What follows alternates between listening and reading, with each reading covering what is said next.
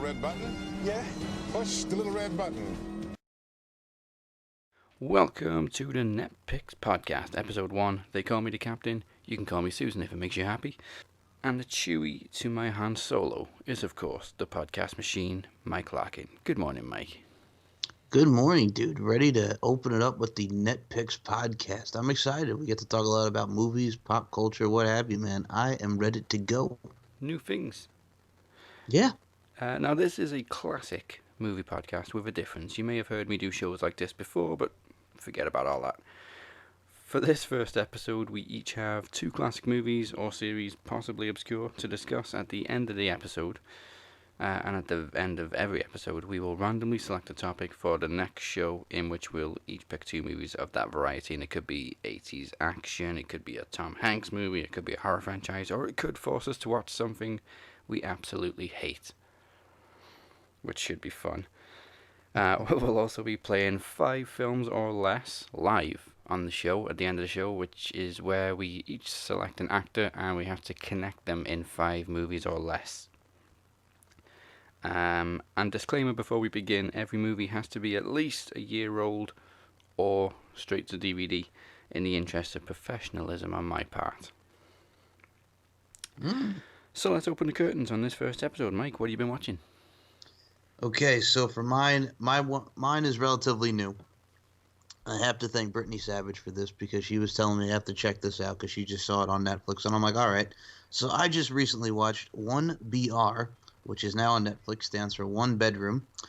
And it stars Nicole Bryden Bloom, Naomi Grossman, Susan Davis, and Giles Matthey. And the purpose and the whole point of the film and plot is it's new to Los Angeles. A woman moves into a seemingly perfect apartment complex and soon finds out that there are consequences for breaking the rules. Can you say cult-like, my friend? Man, she wants to get away from her father who's constantly on her, very protective, very just kind of overbearing, if you will, because, you know, she wants to do things herself. She doesn't want to feel lonely. So she goes into this complex, gets the apartment, constantly hears noises. Then we find out that it's this whole kind of like cult mentality, right? You know what I'm saying? She has a cat in there. She doesn't tell anybody. The cat goes into the microwave. It's this whole type of there's this whole type of thinking, and I'm like, what the fuck? So there's this whole type of thinking to it. They have her up against the wall. It's like a stress routine. She has to do it for hours. They're friggin' putting drills and shit into her hand. So it's pretty much like, think of 1984, Big Brother's watching, right? There's cameras everywhere. It's like a cult-type film like that, but to the extreme. It's pretty much your whole different type of thinking. It's nuts. It's one of the things where I was like, goddamn. And it's cult-like, and it's just insane, and it's just very different mindsets, and it's just everybody is just hooked on this one book called The Path to Community. So it's like their own community, and it's like their overall anti-socialism to the world. In your own community, you're stuck there. No social medias, no nothing. You are just in your own mindset. It's a very unique way of thinking because they're all attached to this one book, The Path to Community. You got little kids there. You got kids there.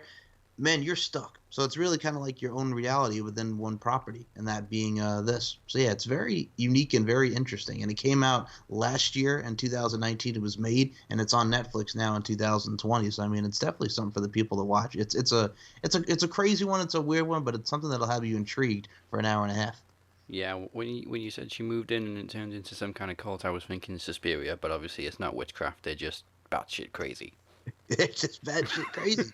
And it's just they're all branded, and like she's starting to get into that way of thinking because she had her friend that was there, right? She worked as like this temp for like a law firm, and I'm just like, okay. And then her friend's telling her to live your fucking life, and their thing is the dad comes to visit, and there was a thing why she was so upset because the dad cheated on the mom, and he's like, he felt so sorry. But the funny part about it is, it's not funny, but it's like, Jesus, the guy who's there that really is kind of like part of this whole like cult type thing, the part of the community, so to speak, and I use that in air quotes, is going to kill the dad unless, she turns her back on the father and just rids him out of life. Get rid of everyone. We are your family. This is your home now. You don't need that. And it takes a very interesting turn because, the only reason why she's there is to be pretty much a wife to this dude because his wife died and he's been looking for that someone, and it just, yeah. and that's the purpose of why she's there. And then like it just comes to the point where she's had enough. She's trying to help her friend who was trying to help her get out of this place. And then she's like, you know what? You're strong. You're better than this. You're terrified. Get out of this thing. Trying to get her like to snap out of it. It's like they've taken control of your mind. You could still have a chance to, get out of here. So she kills the guy there, and then she's trying to get out of there. And the guy who, like I told you, like was supposed to be there just, to be like her new husband, so to speak, pretty much sacrifices his life so she could get out of this like cult-like mentality. He gets killed. She's a bloody mess. She finally gets out of there, but then she realized that all these properties are by the gentleman Charles. It starts with the last name E, and oh my God, I wish I could pronounce it, but his name was Charles. He's the guy who wrote the book, right? So he's on all these properties, and she's escaped from this pretty much cult thing, and then she runs down the friggin' road the hell out of there, man. So it's like a block full of cult properties where all these people are surrounded. It's trippy, and I don't blame him for getting the hell out of there, man. But yeah, for an hour and a half, you were just invested, you're creeped out, you are a whirlwind of emotions, and it's like, fuck. You know what I'm saying? That's really all I can say is fuck. I definitely, not to spoil it for anybody, but definitely check out 1BR, One Bedroom on Netflix, man, because she's just in this, pun intended, one bedroom. No, she's got mattresses. She's getting everything in there. She's starting to get everything into this one bedroom. But man, no pets, no nothing. You have to do it in your own way of thinking. And again, it's like a twisted version of 1984. Big Brother is watching you. We got surveillances. We got classes teaching you how to think, the whole nine, man. You know what I'm saying? When Matt Sydal, to use a wrestling reference, was telling you to free your mind and talk about your third eye in Impact Wrestling, this is that to a whole nother level. My goodness. Yeah, I scrolled through it. I'm sure everybody does with Netflix. You scroll through, you come across so many films, you think I'll add that to the list, until I decide. And by the time you've done all that, you could have watched the whole movie. This was one of them, so now I'm going to have to bump it up. 86% on Rotten Tomatoes. I say tomatoes, you say tomatoes. Mm-hmm. Yes, 86% on Rotten Tomatoes, 5.8 out of 10 on IMDb, and 56% Metacritic. And I mean, personally, I'm going to say this right now. If you guys are just looking for a quick movie or just like a quick horror film, because there's a lot of these that are just an hour and a half and they go by like that, definitely check it out. And I mean, David Manner, who's the director of this film, did a very nice job in it, because what's interesting about it is he talked about this movie. He did a nice little interview, and he said that he wanted to put his experience of what it was like when he was in Los Angeles and just show all the things that happened when he moved and the type of people that you get to see in particular in Los Angeles, and just his crazy experience with living in California. So yeah, he had his own little twist to it. 56% is pretty high for Metacritic, because they're pretty difficult to please. That they are, man. But then again, everybody's a critic, Yeah, so is IMDb. So 5.8 is pretty high for IMDb. Do people still use IMDb anyway? I have no idea, man. There's so many things out there now in this world. It's like, can you really keep in track what everybody fucking listens to? I thought IMDb died with when they removed message boards, because everybody's like, that's the whole reason we go on there, to argue with people about movies. Exactly. Okay, we will rank 1BR. Well, you can rank 1BR at the end of the show once we get through the 4 movies. So my first one is actually a series that we decided to watch. So the first one in the series came out 17 years ago, and I only ever watched the first 2. And as you're scrolling through online stuff, you come across straight to DVD sequels, because it's a horror franchise and they never die. So I was amazed and astounded to find that this had now 6 movies in the series. I think the last one came out 2014. And as expected, I'm not going to get anybody's hopes up. As expected, they got worse and worse and worse. And more crappy and more crappy. But the first one I really love, and always did love it. It stars Eliza Dushku, who I think is the only famous name in it. And it is Wrong Turn. And yes, there are now 6 of them. And a 7th one in the making. It's basically a throwback to 80s horror, where there's like mutants in the woods. It's literally backward. It's West Virginia, based in West Virginia. People go get lost in the woods. They come across these mutants. They get killed. It's a very simple plot. And like I said, the first one kind of had the star power of Eliza Dushku. I know she's not stupidly famous, but I'm sure you know who Eliza Dushku is, right?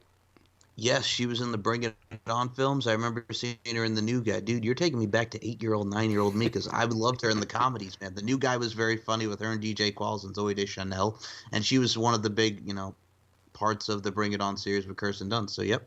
Yeah. And also Buffy, I believe she was in. Yes. I'm gotta be honest, I wasn't never been fully familiar with Buffy. Obviously, I know about Buffy the Vampire Slayer, but I never really followed it from start to finish. Oh, you got it, man. Probably you know what it is about that one, the one that really put Sarah Michelle Gellar on the map. Yeah. But she was also a big part of that too. I believe she was Faith on Buffy the Vampire Slayer, if I remember that right. Yes. Okay, but yeah, so she was an integral part. But yeah, I remember that as a kid. It's WB, man. Like, you're taking me back. So yeah, this was the only one in the series that ever got a theatrical release. Every other one was straight to DVD. Yo, you know what's interesting? Not to cut you off, but if you look at the people that are in this, Emmanuelle Chriqui, who's the one that plays Carly. See, here's where I would know her from.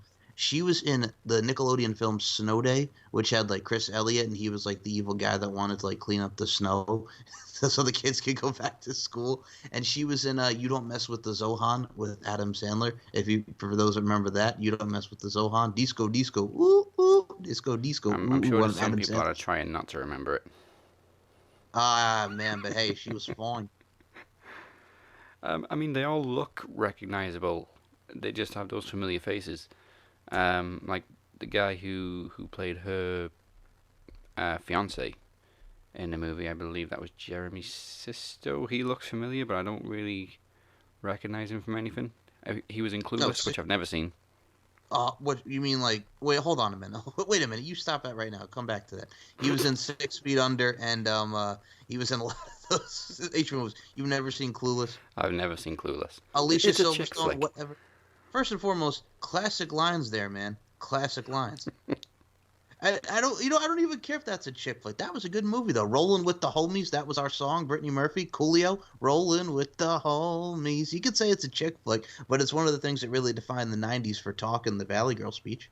And I also see a very young Paul Rudd in it, so now I've got to find it.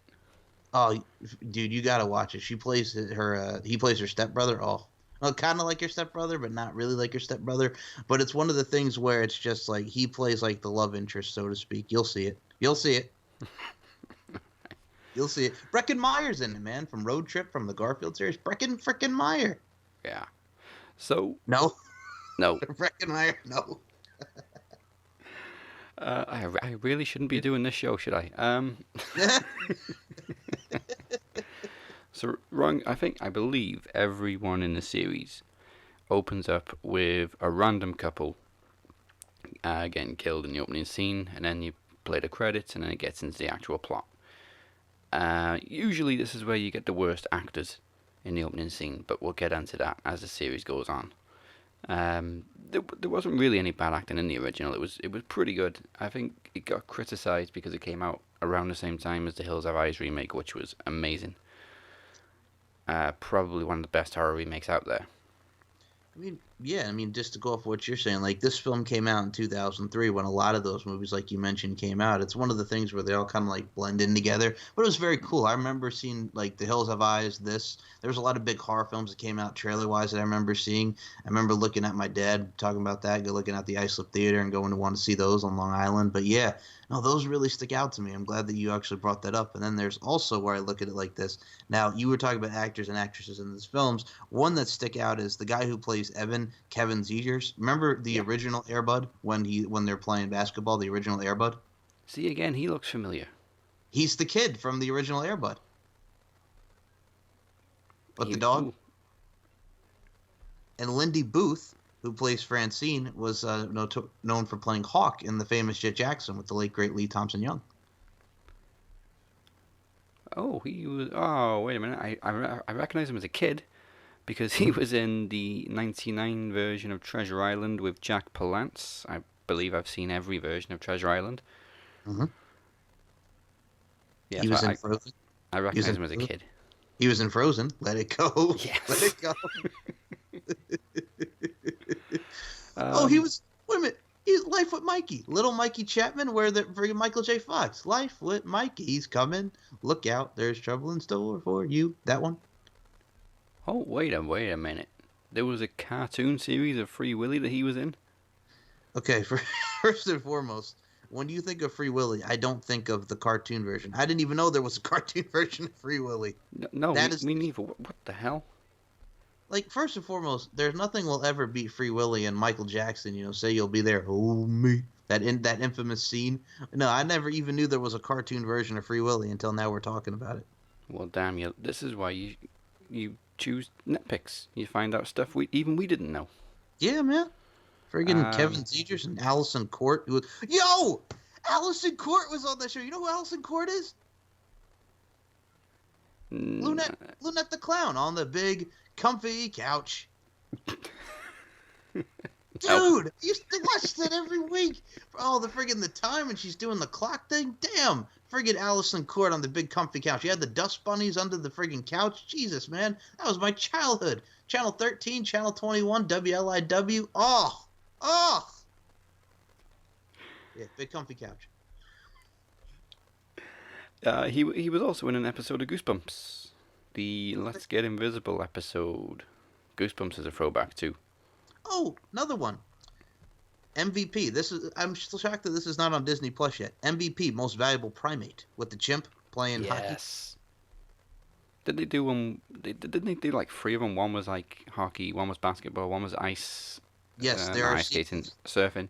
Not surfing. There was MVP Most Vertical Primate, which was skateboarding, and then there was MVP Most Extreme Primate, which was pretty much what have you. Yeah, whatever the fuck that one is. Kevin did quite a few horrors in the early 2000s, and that's the point I was going to make as well. There was a lot of horror. They had that certain style in the early 2000s of horror movie, where they were cheap, but they weren't as poorly made as they are today when they're low budget. Like, there was also a sequel to Blair Witch I think it was the year 2000 actually, that was set obviously it was set in the woods, but it wasn't, found footage. It was an actual movie made film, and it was just weird, and it was so confusing. And there was a VHS version where there was little bits hidden in the background, and then at the end it told you to go back to these certain scenes, and you'd notice little clues, and it was so weird. Yeah, I think for me that was around the time when I remember seeing, like you talk about early 2000s. So I remember there was Cabin Fever, which had Ryder Strong, Boy Meets World in it. There was a Ghost Ship, if you remember Ghost Ship. Yep. Yeah, it was all pretty much the same, but they had their own style. Like, you're correct on that. I think the only reason I remember seeing it is because, like, those trailers, like, really stick out. And if you see early 2000s horror, y'all know what I'm talking about. But, yeah, those films just, like, stick out. It has, like, different type of hauntings, their own different type of feel. I think there was also a House of a Thousand Corpses, the Rob Zombie stuff. But, yeah. Oh, yeah. They're in a league of their own, Rob Zombie stuff. That they are. There was actually a recent remake of Cabin Fever, and it was almost frame for frame, and it was really good. Not disappointed at all. Okay. Now, you see, you say that, but I also do remember, like, when we're talking about, this is actually going towards almost mid-2000s, right? So, did you see The Butterfly Effect with Ashton Kutcher? I know it, and it's familiar, but I don't think I've seen it. So he pretty much has this thing where he, like, goes back in time and he can, like, think about old memories, and pretty much he alters his future with going back to these memories, right? The Butterfly Effect. Yeah. So he's in this, and it's very, very good. Then they did a direct-to-DVD movie of it, like, years later, and it's not the same like the Ashton Kutcher movie, and it absolutely sucked. So it's one of these things where it's like you can have something like that's an integral part of Ashton Kutcher's career, and then they fucking put that into direct-to-DVD, and it sucked. Like, for me, it's like when they did the number 23 in the, like, 2007. Like, for me, I'm a Jim Carrey fan. I love his comedy shtick. But when they did the number 23, I'm like, I don't think of Jim Carrey as this horror, like, not talk about the number 23 and having to come back to the Bible and all this different type of, schmaz, right? And I'm just like, no.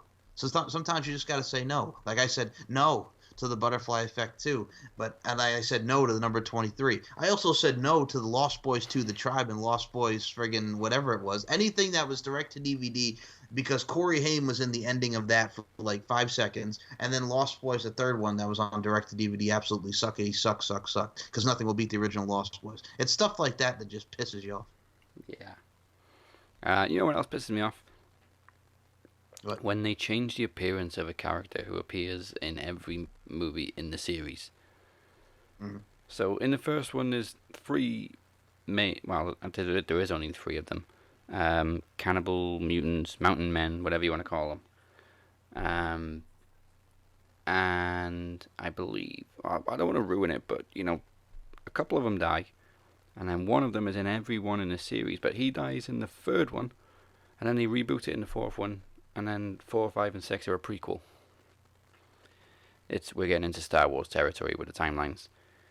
But you know what this reminds me of? Because, again, going back to Brittany Savage for a second, she's the one that showed me this. Like, were you a fan of the Final Destination films? yeah. Well, okay. The earlier ones. Yeah. So, how many they had, like, right now? 5, right? Because I remember the last one, there was, like, a bridge or some shit like that. So, there's going to be, like, a 6th one, I believe, coming out in October. They're finally going to pull the trigger on the 6th one. It was good, and then it got to, like, relying too much on 3D. Yes. I actually remember seeing the 4th one, 3D, on the racetrack in theaters. Oh. And I think I remember... Well, you know what's funny about that? A lot of people don't realize, like, the 3rd one, where they're on the roller coaster, right? Do you know who plays... You know who's in the movie, right? You know who plays like an extra, has like a small part in the movie? Oh, an extra? No. I know the main cast. Brooke Hogan. Oh, God. Before she started her singing career, she had like a brief part in Final Destination 3. And then she went on to Three-Headed Shark Attack.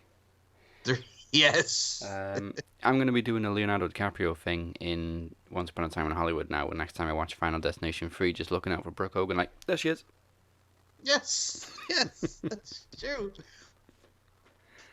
But yeah, no, that's the thing. Like, I love those films, but yeah, after a while, it kind of gets meh. You know what I'm saying? Like, I remember when I first saw the Paranormal Activity movies in the theaters, I'm just like, okay, this is fine. But after you get to like 5, 6, it's like, okay. Well, you know what else was stupid about it? What? The 4th one was called The Final Destination, and then they made a 5th one. Yes, that's true. Yeah, it was Final Destination 3D, and then just Final Destination 5 were on a bridge. It was like the Saw franchise. It was like they said one was going to be the last one, and then they made a sequel again. Too many. That's what they do. They don't know when to stop, and then they just say they're going to stop, and then they keep going. They're the fucking Energizer Bunny of horror films. Yeah, exactly the case for the Wrong Turn series. They just kept going and going. The one redeeming thing I can say about them is they are so gory. Like, they are brutal. You know what that reminds me of? Like, have you seen the original and the remakes of I Spit on Your Grave? Yes. Oh my God! You want to talk about yes. gore? They beat the crap out of them. There's chopping off of the private area. Uh-huh. It makes Lorena Bobbitt look tame. You know what I'm saying? And it's just yep. Watch both of them. Watch the ones from the 70s and watch the remakes. It's buck wild. You mentioned that chopping the bits off. Yes. There's a part of that in Hostel 2. Oh. With a pair of scissors, and the camera's right on it, and it's just throw up in your mouth kind of stuff. I have to see this just because of the imagery of this and the goriness now. Just because you have me curious. Yeah, fortunately, you don't see any genital mutilation in the Wrong Turn series, but you do see a lot of... That is the first time we've had that on a podcast. Genital mutilation. Yes. Yes, Dazzy Dangerously. Yes. This is gonna be the first time I say this on a podcast too. There is a lot of body parts getting cut off and sliced off and stuff. You know, Weird Al had an album titled "Running with Scissors." That gives a whole new meaning. Yeah, definitely don't run in the woods with scissors. So the first one is very simple. A group of friends get lost in the woods, get hunted down one by one, and get killed by a bunch of cannibals. Crazy thing is, there is, I think, 2 survivors. None of them appear in the sequels, and you'd think they'd have told somebody. you know. Mm-hmm. But anyway, there is a sequel, and this time there's a reality show taking place in the woods, led by Henry Rollins, who I think saved the second one because it was kind of, it was literally The Condemned meets The Hills Have Eyes. It was nuts. And obviously the contestants get killed off one by one, and Henry Rollins kind of turned on his ultimate 80s action hero, ex-marine type of character, taking down everybody and saving the day. I'm not sure, I don't remember if he got killed or not. Actually, I think he did, without spoiling it, sorry people. But there's 6 of these films, obviously a lot of people are going to die. The third one is awful. The third one is about a prison van that crashes in the woods, and the convicts are all, they're a chain gang, so they're all stuck together. And they kind of try and make their way through the woods while being hunted down by the one remaining cannibal, whose name is Three Finger, because he's got 3 fingers. Then the fourth one is kind of the reboot, where Three Fingers and his 2 brothers grow up in an asylum, and they manage to break out, and everybody just dies. It's just chaos. And a group of friends get lost in the snow. They seek shelter in the asylum, unaware that these 3 cannibals are living there. And you can imagine what happens next. And there's one really annoying scene where one of them is sort of attached to a table with barbed wire, so obviously he can't move. And the 3 brothers are cutting him up, and his friends can hear all of this going on down the hall. And while they're hearing him screaming and everything, they're trying to decide what to do by having a very long debate, which flicks back and forth between them debating and the guy getting cut up about what they should do. It's like literally trying to arrange a night out and like where you're gonna eat. It's that kind of discussion while their buddy's getting cut up. Like, maybe maybe it's a trap. Maybe they're making him fake it, or just go and help him. Just shut up and go and help him. Fifth one is set in a very small abandoned town. Well, not abandoned. Everybody's gone to this festival, and so the only people left in the town are a group of friends, the sheriff, and the 3 brothers, and their father, who was in the first and second one, but he's played by a completely different person in the fourth one. He's actually played by Doug Bradley, who some people will, in the fifth one, sorry, some people will recognise as Pinhead in the Hellraiser series, which is also very gory and graphic.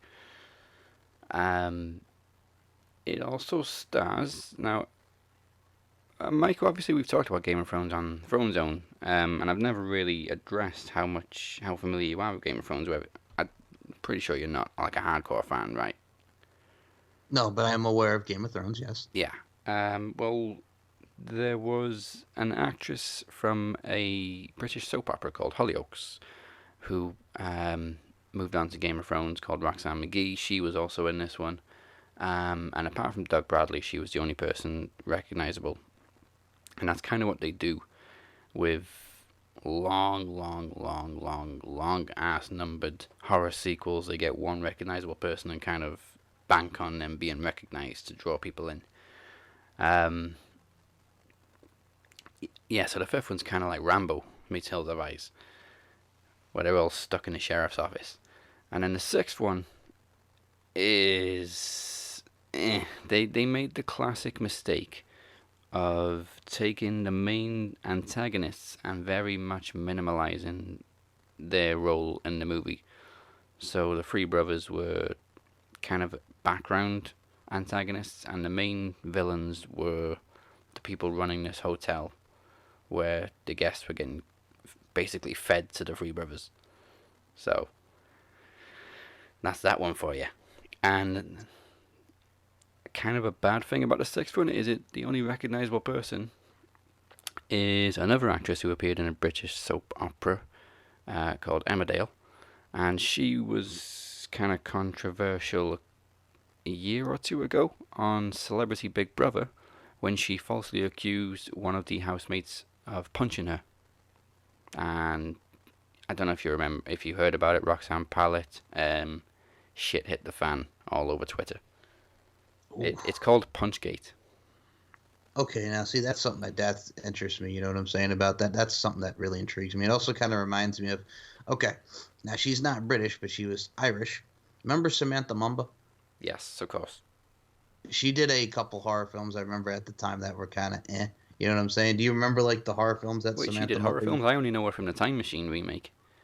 Oh yeah, well of course the Time Machine, but she actually did a couple of horror movies that a lot of people don't realize. Like for me, I grew up with Samantha Mumba with Gotta Tell You and Baby Come On Over Tonight. Hey man, don't disrespect my early 2000s. Forget what we had in the States here, man.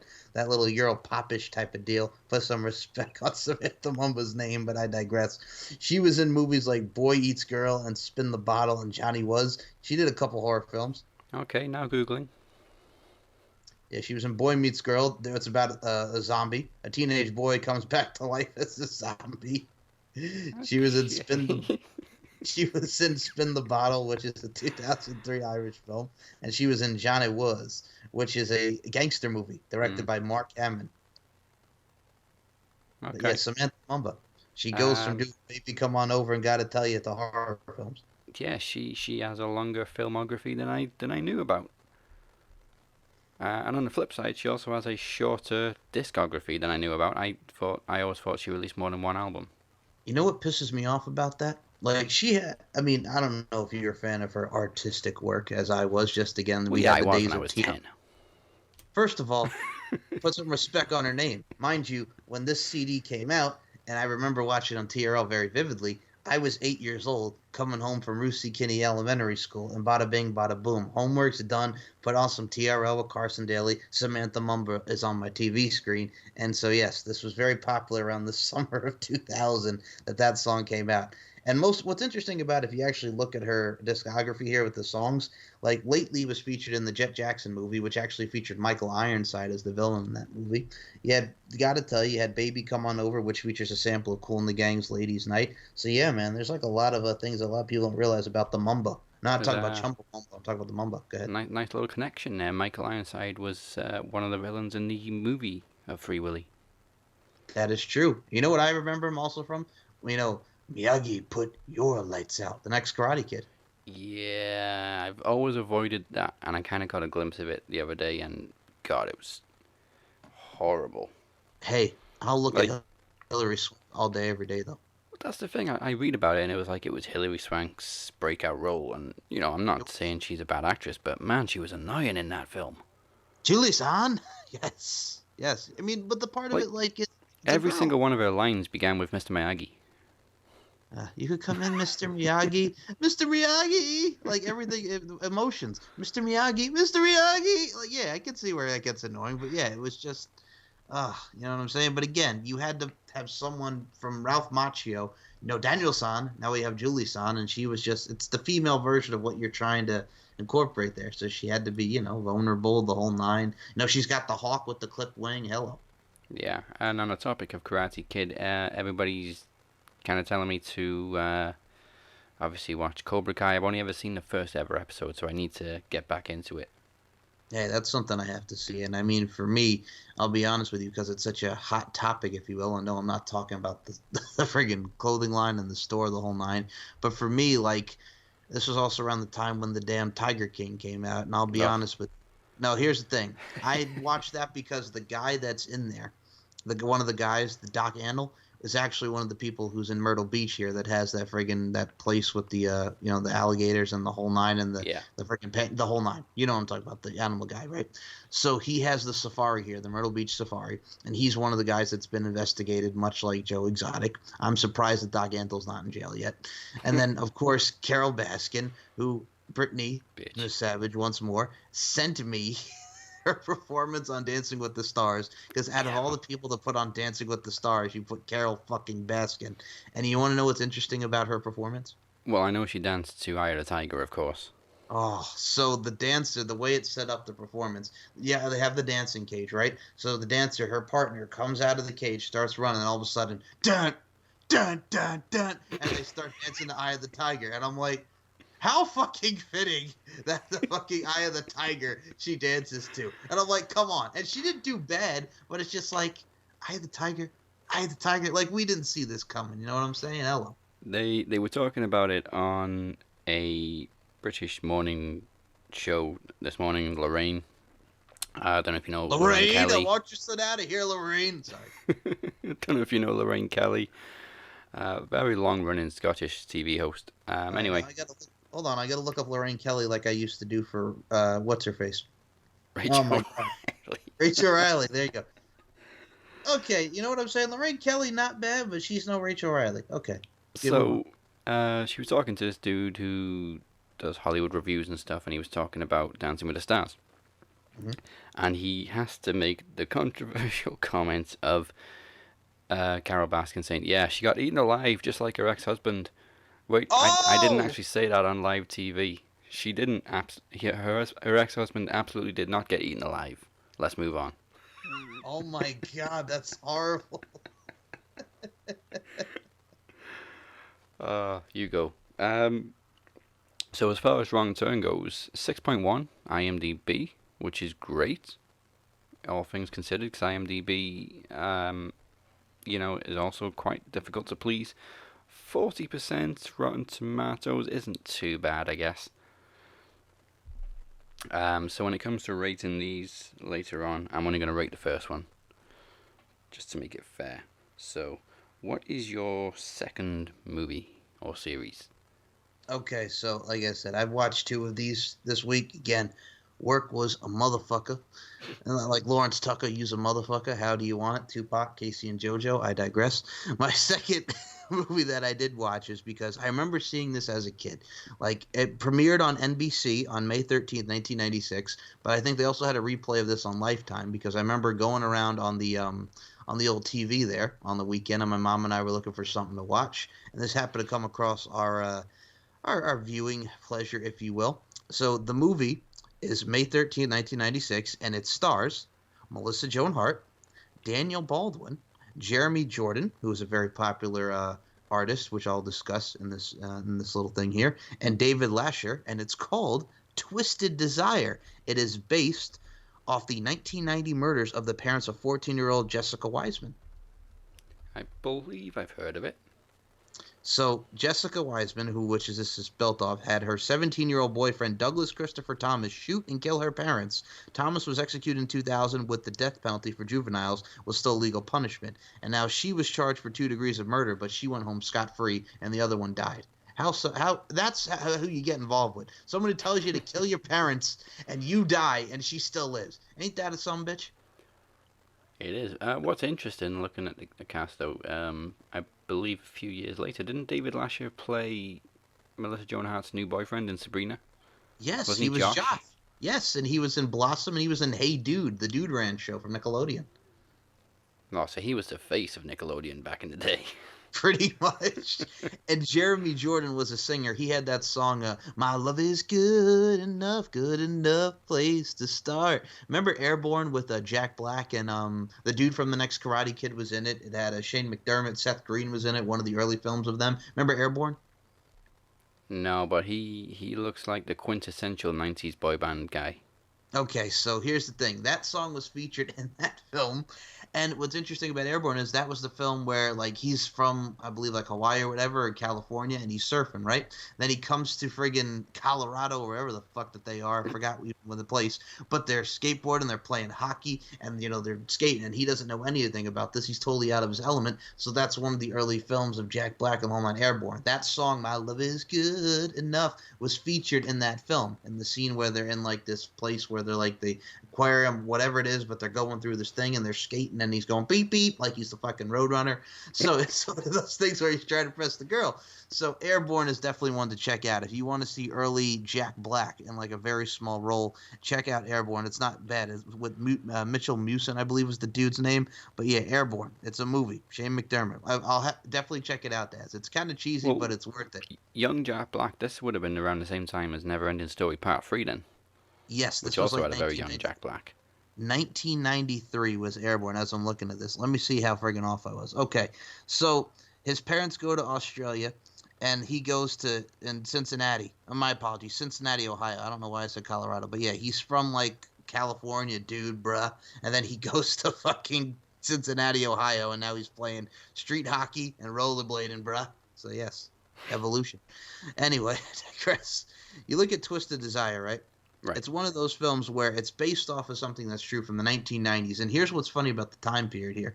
Melissa Joan Hart. This is 2 years after Clarissa Explains It All. Na na na na na na on Nickelodeon, right? So 4 months after this was the debut of Sabrina the Teenage Witch, the show. So this is 4 months before we got Sabrina, and this is what interested about me. Because when you look at Melissa Joan Hart, you think of Sabrina, you think of Clarissa Explains It All, you think of Drive Me Crazy, right? I would never expect her to be in this type of role because she's nuts. You know what I'm saying? You have the strict parenting of Daniel Baldwin, and his wife was in this too, which is also very interesting. You know, Daniel Baldwin and his wife, Isabella Hoffman, who are a couple in real life, and they play her parents in this. Very strict, won't let her go out. You know, I want her to go to sleep early. Well, I know one thing, I wouldn't fuck with a Baldwin. Oh, no, you would know. You know what I'm saying? You rude, thoughtless little pig, you. Absolutely, that's what she was. So Put that coffee down. Put the coffee down. Yes. So they're very strict, won't let her go out. So she's with this dude, Brad. And then she meets Jeremy Jordan, who's done time in prison. And pretty much they fall in love. They're having, relations or making out in their bed. Daniel Baldwin finds out, pretty much saying, I'm going to accuse you of statutory rape, the whole nine, threatens him. And what happens is she's so sick and tired of this, so she has him shoot her parents. And then, he, you know what I'm saying, they're trying to cover it up. But they find out that it is Jeremy Jordan who did do it because she's manipulating, right? She's like, I can't believe he'd do this and yada, yada. She's manipulating so she could go with that dude, Brad, who she was with in the beginning of the film. And it's just this whole big mind fuck where she's not so innocent. To quote Britney Spears, who she was in the music video for, You Drive Me Crazy, what a tangle web we weave here, Dazzy Dangerously. So she's fucking not that innocent, and she's friggin' just manipulating, right? She's trying to be with her former guy that she was interested, Brad, right? So it's one of the things where we find it in her diary. She set him up to do it so she could get her parents out of the way, have the house, the whole nine. Oh my God, what a woman this is, you know what I'm saying? You know what I gotta say, when Chris Brown was talking about hoes ain't loyal before he smacked a bitch, this is what he was talking about, Dazzy Dangerously. It is just a whirlwind of emotions from top to bottom, and then, he's wearing the wire. She winds up getting convicted. Oh my God, the manipulation is just at its finest, and it really has a nice little twist and turn, but she's not America's sweetheart. She is someone who's vindictive, manipulative, and is just thrown through your emotions. He went to jail for a girl who thought he was a loser, planted the gun in the woods, man, thought they got rid of it. She gives the tip off to the police and calls anonymously on the payphone, Maroon 5 style, Dazzy Dangerously, and knocks off where the hell he put it in the woods. And no, I'm not talking about when Lorena Bobbitt threw his penis in the woods, for God's sake. 9 hours of surgery. That is what hurts. Boom. So it's one of the things where it's one of these things where, like I mentioned, whirlwind of emotions. It's a great film, not to spoil anything, but I would definitely go out of your way to watch it. If you want to see Melissa Joan Hart, not in a very comedy aspect, not in a very teeny bopper type film, Twisted Desire is your film. Definitely check it out. What we're saying is, before she was Sabrina the Teenage Witch, she was the teenage bitch. Exactly. And also, if you look at the cast here, the guy that plays the detective, Kurt Fuller, who was the cop in Scary Movie, he was in Ghostbusters, he was in Wayne's World, he was in No Holds Barred with Hulk Hogan, you and me in the tree, Classic. brother. Yes. And we also had, like I mentioned, Isabella Hoffman, Daniel Baldwin. We had Meadow Sisto, who played her friend. She was a jazz singer, and she was actually in freaking Captain Ron. She was the kid in Captain Ron. She played Caroline. She was with Kurt Russell and Martin Short. Remember Captain Ron? No. You've never seen Captain Ron? Oh my God! You got to see Captain Ron. Kurt Russell, Martin Short. Hello. They're on a boat. They're on a ship. The whole nine. Oh, it's good stuff. Sailor. Well, there's I couldn't actually see a rotten rating for this one, so all I saw was IMDb gave it 5.9. Again, it's not bad. Yeah, not bad at all. But definitely, if anybody has never seen Twisted Desire, it's directed by Craig P. Baxley. It's Craig R. Baxley. P. Baxley. What the hell's wrong with me?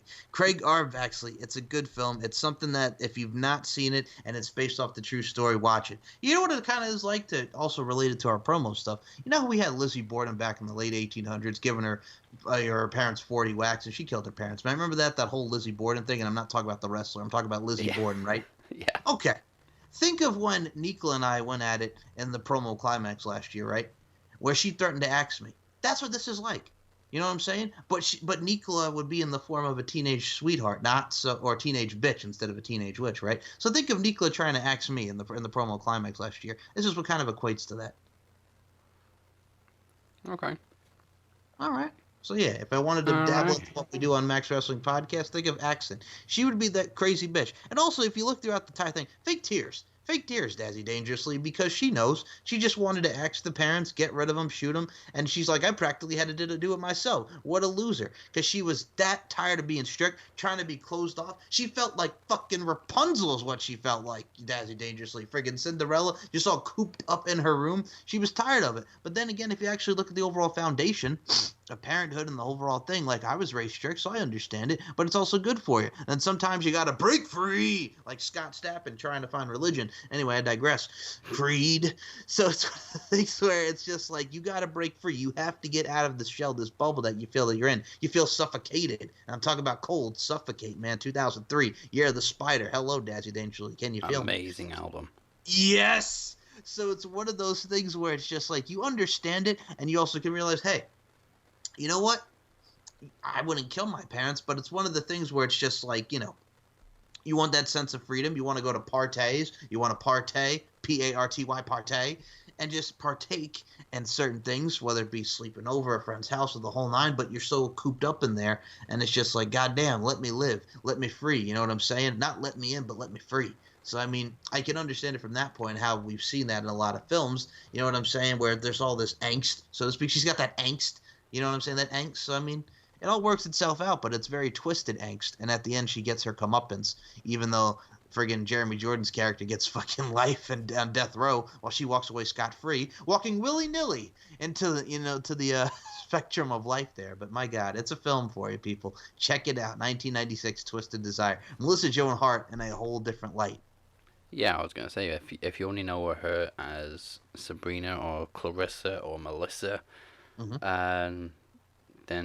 yeah, it's probably very interesting to see an evil Melissa Joan Hart. Yes, and she's also a big wrestling fan too. So if Yeah. you want to get pissed off for her calling Kevin Owens boring, there Yeah, you go. he blocked her. Oh, I remember that. That sticks out of my mind vividly. And you know why I also have to rep Melissa Joan Hart for this, man? Do you want to know why? Go ahead. She's from Long Island, man. Smithtown, New York. Represent. Representing L.I. Okay, so, again, I don't have one single film. I've got two this time. I got one and its sequel. And I chose these two because it ties into an upcoming sequel. And it stars a very, very famous, well, now he's an action star, but back then he was a bit of a comedy star, Keanu Reeves, along with Alex Winter. Okay. Together they are the Wild Stallions, a.k.a. Bill and Ted. Yes. First one came out in 1989. I think the second one was 1992. 91, sorry. So if anybody's unfamiliar with Bill and Ted, then you definitely need to check out the first two before Bill and Ted Face the Music. So the first one is basically about two very, I don't want to say brain dead, but they're not very bright, aspiring rock stars who are terrible at high school and are about to fail history class. But somewhere in the future they perfect their music and inspire all of humanity to come together in harmony, perfect harmony. So in the year 2688,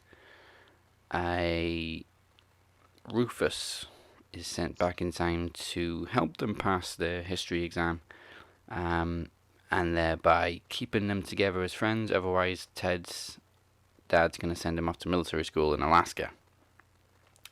So they have to pass a history exam, or Wild Stallions will never happen, and they will never perform perfect music, and humanity will never come together in a perfect society, and let's face it, they're never going to do that anyway. It's very fictional, people. So Rufus goes back in time in a time machine shaped like a phone booth, which is handy because they have a phone book with all these historical events with phone numbers that they can dial, and it'll take them to that historical event. Perfectly planned out. And they run into historical figures such as Billy the Kid, Napoleon, Socrates, Genghis Khan, Beethoven, Lincoln, Sigmund Freud, and Joan of Arc. And what happens is they get them all together, bring them to the future, and as you can imagine, all of these historical figures in 1980s California is just a recipe for disaster. Especially when they visit a place called the Mall. Ooh. Well, Napoleon's the first one they take home, and they then realise they need to get more people, so they leave Napoleon in the care of Ted's younger brother and his friends, which doesn't go very well. So they give him some money, they take him to the movies or something. They end up taking Napoleon bowling. Now, Napoleon, of course, doesn't speak English. He only speaks French. I don't know if that's true, but that's how he is in the film, in the movie. So, he discovers such things as ice cream. Well, this huge, giant bowl of ice cream. It's called the Pig.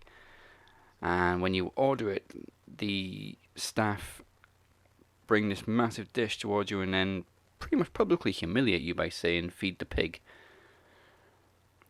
I don't know who would pay for that kind of treatment, but okay. I don't know either, man.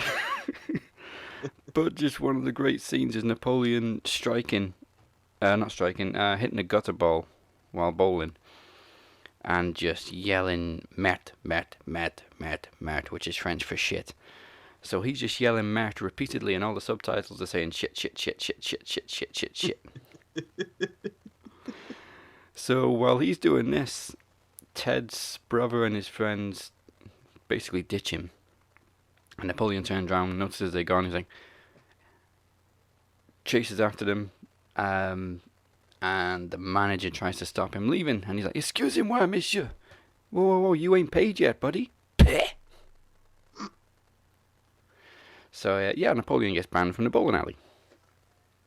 And so when Ted goes to confront his brother about losing Napoleon, he's like, You ditched Napoleon? He was a dick." According to history, Napoleon was a dick. Well, yeah. So you know where they find Napoleon? Where do they find Napoleon? At a water park. Of course, because when you think of Napoleon, you think of the water park. And he's just at the top of this giant slide, looking down, thinking, "What the hell do I do?" And obviously, there's a big line of kids waiting behind him, and the lifeguard or whatever is like, "Dude, come on, this kid's waiting." So he just shoves Napoleon down the slide. Napoleon is screaming like a girl. He hits the pool at the bottom, and then can't wait to get back to the top, pushing past all these kids to do it again.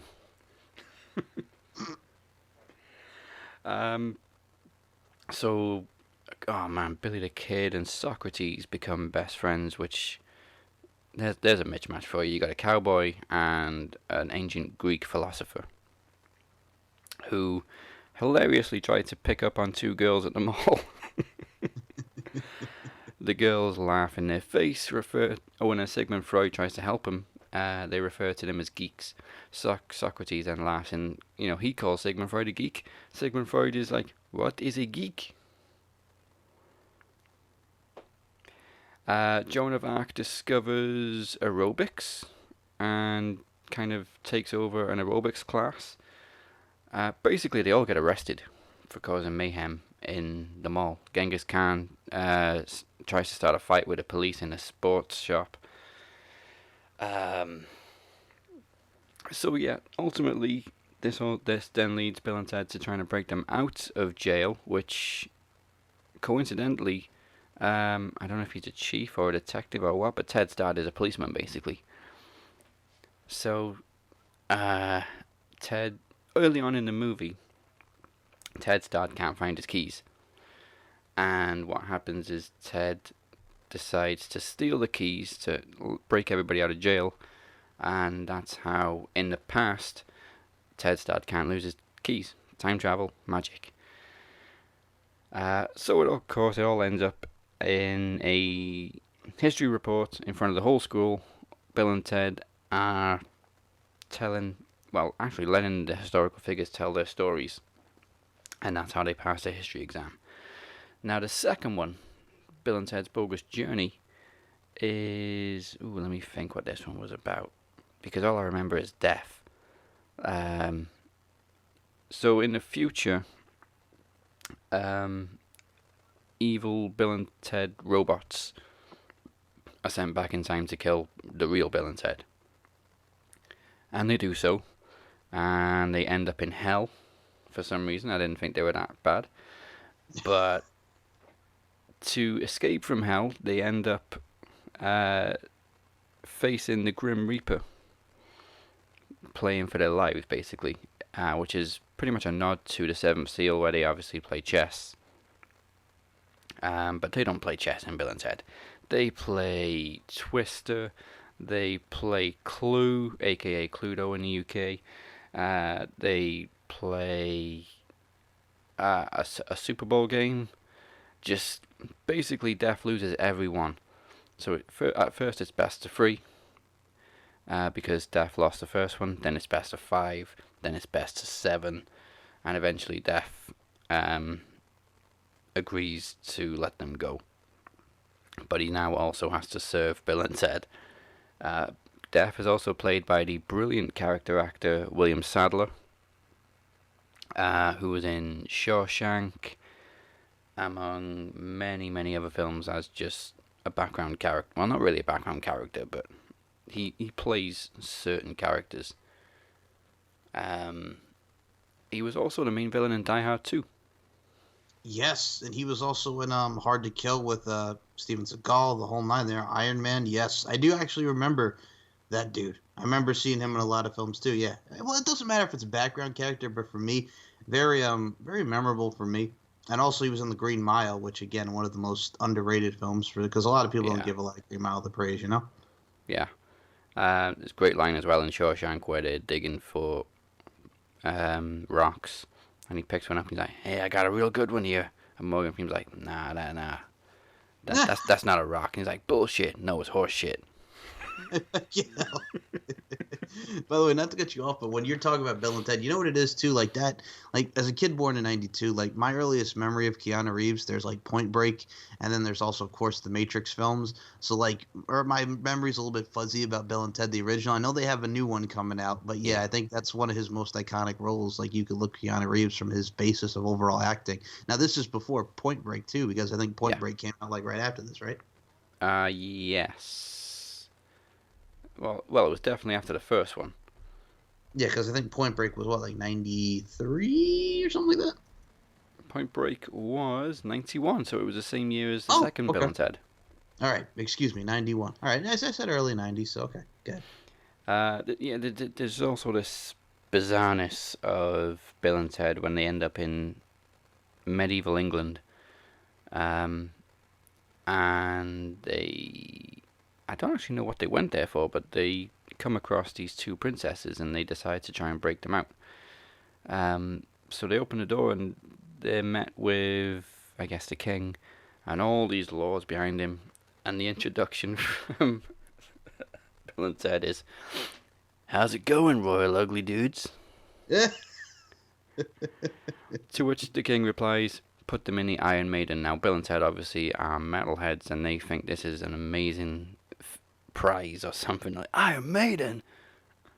And they're obviously their trademark thing is air guitaring, which they do. And the king then responds again with, "Execute them." To which Bill and Ted respond with, "Bogus." So in the second one, a treat you get near the end is Will Sadler dressed as the Grim Reaper. rapping. What does he rap? He raps you. Ooh, let me see if I can remember this. Something about you can be a street sweeper, but sooner or later you dance with the Reaper. See, you know what? I can appreciate that. That's 90s rap right there for you. Yeah, so in the second one, their future as the Wild Stallions is at risk again because, now I remember, not only do they have to not be killed, which is a little too late, but luckily they can come back from the dead thanks to the Reaper, they also have to win a talent contest, which is going to be televised all around the world. And it ends up, obviously, they have to stop the evil Bill and Ted from killing everybody at the talent contest, and then they perform this great song. So obviously they save the day. They then go into the future and come back as established musicians and perform a great version of God Gave Rock and Roll to You. And that song has been stuck in my head ever since I watched Bill and Ted 2 for the first time many years ago. And I think it ends with the Kiss version being played through the credits. But yeah, this is why I can't really predict how well Bill and Ted 3 is going to do, because it's very much a generational thing. If you don't know Bill and Ted 1 and 2, then you're probably not going to know it. All you're going to know is, oh, it's Keanu Reeves. I think I look at it for me, like, again, as someone who really hasn't seen the Bill and Ted's in its entirety, but I'm aware of it for the nature, like you mentioned, Bogus and the whole nine there. Yeah. It's one of the things you have, like, from the 90s. That's the cultural, that's the lingo, you know what I'm saying? It's the representation of the overall 90s logo, and it is a 90s true film, and I think that's the thing about today, nowadays with 2019, 2020, with this new one coming out. It's one of the things where, like you mentioned, not people aren't going to recognize it, but you know, as they say with the old saying, what's old is new and what's new is old. We're introducing a lot of these to the youngins nowadays who can become familiarized with it. So I think it's pretty cool, and people can do their research and adapt to what you saw in the 90s and how they equate it to what it is now, you know? Yeah, and I probably didn't do it any justice in describing it, because it is so much funnier than it sounds. And the very first scene where we meet Bill and Ted, the introduction is the teacher is, well, Bill, I'm waiting. So Bill responds with, he's dead. So the teacher then says, so your description of Napoleon Bonaparte is he was a short, dead dude. Yeah. They also both starred George Carlin, who unfortunately passed away in 2008, so obviously he's not going to be in the third one. But I'm trying to see now what else George Carlin was in, because obviously he was a stand-up comedian and did so much comedy stuff, Saturday Night Live included. But yeah, I only really remember him as Rufus in Bill and Ted. That's the thing, like you mentioned, like when I think of George Carlin too as well, he's mostly the stand-up guy. I never think of him in true films. Has he done anything else besides Bill and Ted that's really recognizable for film-wise? He's done Scary Movie 3, Jay and Silent Bob. Oh, yeah. So he's done a few things. Yes. Wait, was he the old man in Scary Movie 3 with the whole thing with the chair? You know, you want to make an old man happy. Yeah, you want it, would you? Not too like a young man, old man happy, yes. Yes. Also, apparently, actually, though, he is kind of going to be in the third one through archival footage and CGI, I guess, which is cool. I'm down for that. Yeah, I mean, we've seen what they've done recently with, like, Leia in Star Wars, and also there was Grand Moff Tarkin in Rogue One. So yes, that's your introduction to Bill and Ted. If you've never seen Bill and Ted, it's much funnier than it really is. And there's also a great scene in the second one where they arrive in hell, and there's just chains and elevators and fire everywhere, and a giant, obviously, Satan. So they're both looking up at him, and they're like, who do you suppose that is? And Bill just turns to Ted and he's like, who do you think it is, dude? Oh yeah, Yo, Satan.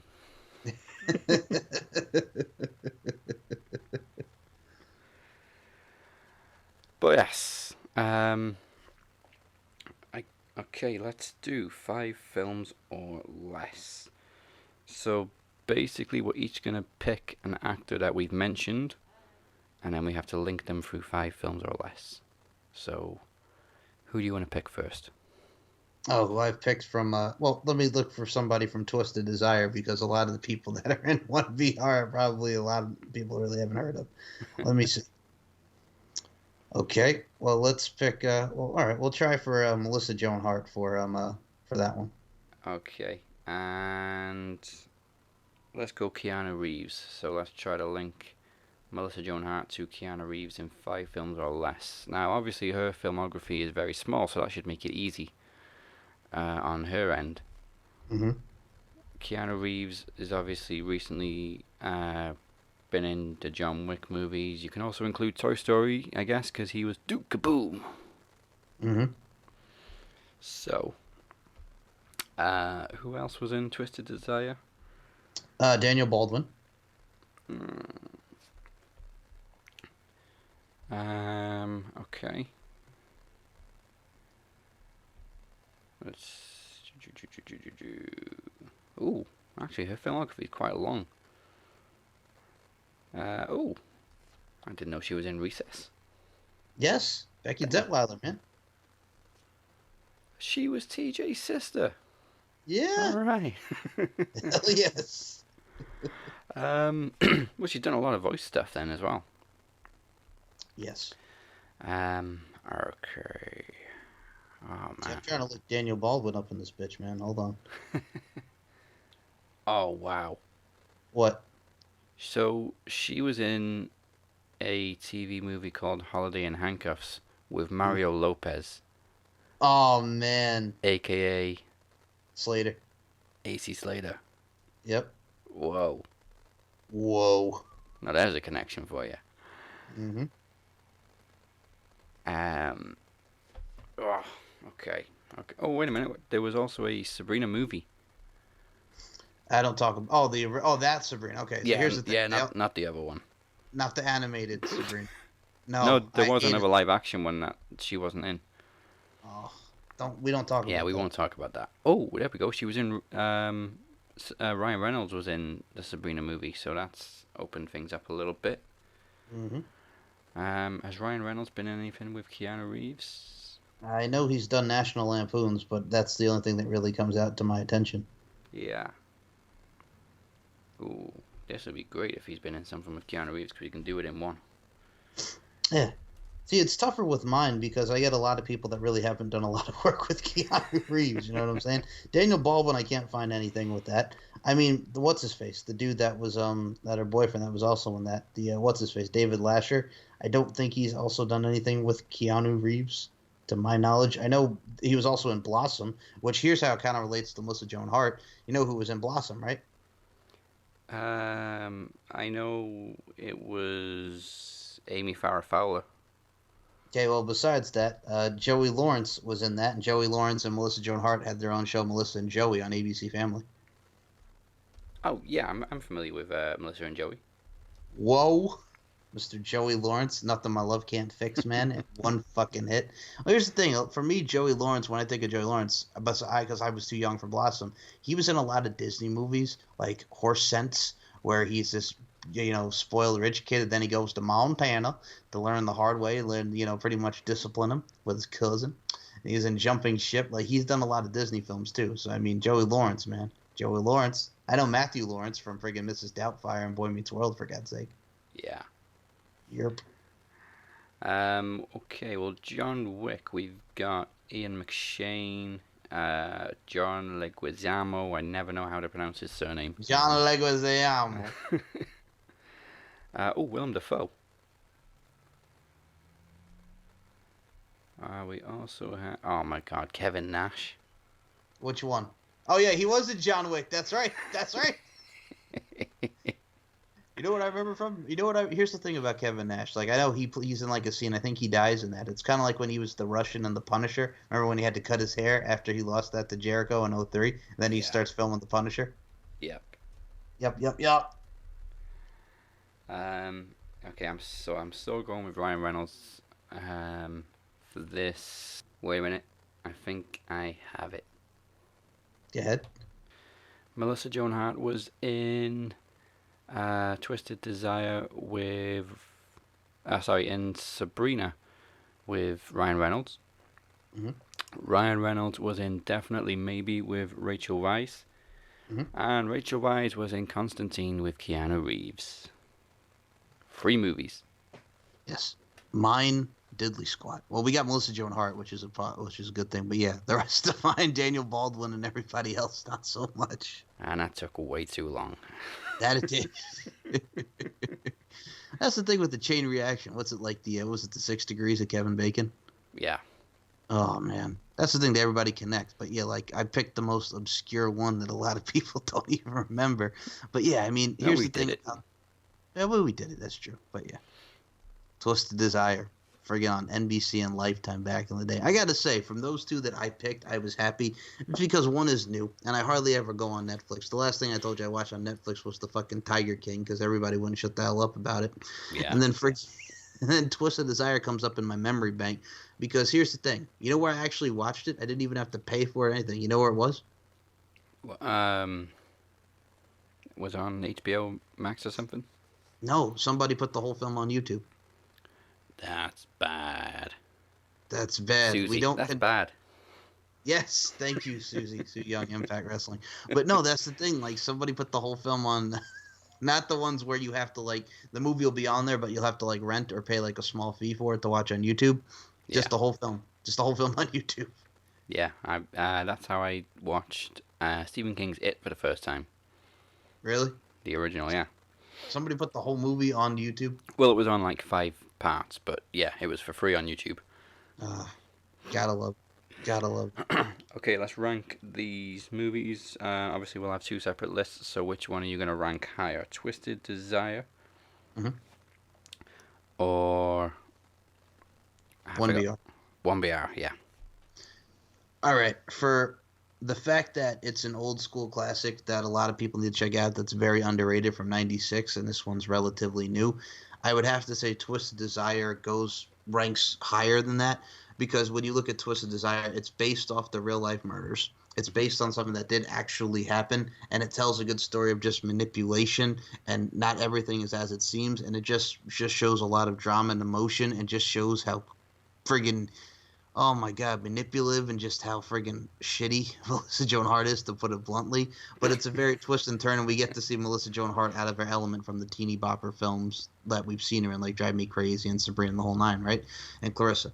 But 1BR has that horror type film, that cult thing, really gets your mind going, and it's like the 1984 movie and book, so to speak, that a lot of people who've not seen or read it should, because it has a thing that really messes with your mind. It's very cult-like, which we've seen a lot of things in real life as well that really encompasses everything and one's way of thinking. So, I mean, I just ranked Twisted Desire just because of the based on like a true story and real life actual events. But you can also look at 1BR, and it shows the actual events that happen with one's mind and things that could happen to one's individual being.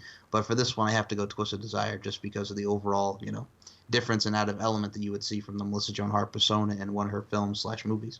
Okay, that was probably easier for you than me, because you're 2 very similar in type in genre, whereas I've got 1 comedy and 1 horror. So, yep. But in terms of rewatchability, I think I'm going to rate Bill and Ted higher than Wrong Turn. Also because even though Wrong Turn had 5 sequels and Bill and Ted only had 2, the sequel's much better in terms of quality. So Bill and Ted goes above Wrong Turn. I mean, come on now. You're talking about how that's hard. It's Bill and Ted. It's Bill and Ted. You were talking, I had it different because it was comedy drama. Shut up. Dazzy Dangerously, I've never said this to you. But shut the fuck up, Daz. It's Bill and Ted in Wrong Turn. Come on, man. But Wrong Turn also had Eliza Dushku. Okay, well, you got a point there. You beat me on that because you got the hotness of Eliza Dushku. Here's what I want you to do. Have you seen her in The New Guy? No, I saw her in that sci-fi thing. Okay, But I forgot what it was called. Watch her in the New Guy when they go to the friggin' store and B2K's is playing in the background and she's changing. Oh, what a cutie beauty! She's got the gum running in the mouth. Oh, Dazzy, dangerously, you'll thank me later. All right. Well, let's see if you'll thank me for the Reel of Fortune. Ooh. Let's spin the wheel and find out what topic we will have next week. Also, we may have a guest next week, Travis the Walker Anderson, who you may know from the Max Wrestling podcast, has expressed interest in doing this show with us a couple of times. So let's see. Let's spin the wheel. Make the deal. And it is 80s horror. Oh, nice. So next episode we will each have 2 80s horror movies to discuss. Now, it can be just ones that we've seen or just in general overall 80s horror. Any 80s horror, yeah. Can we include The Lost Boys because it technically is horror and comedy? Yeah, that's horror. Hell to the yes. Hell to the yes. All right.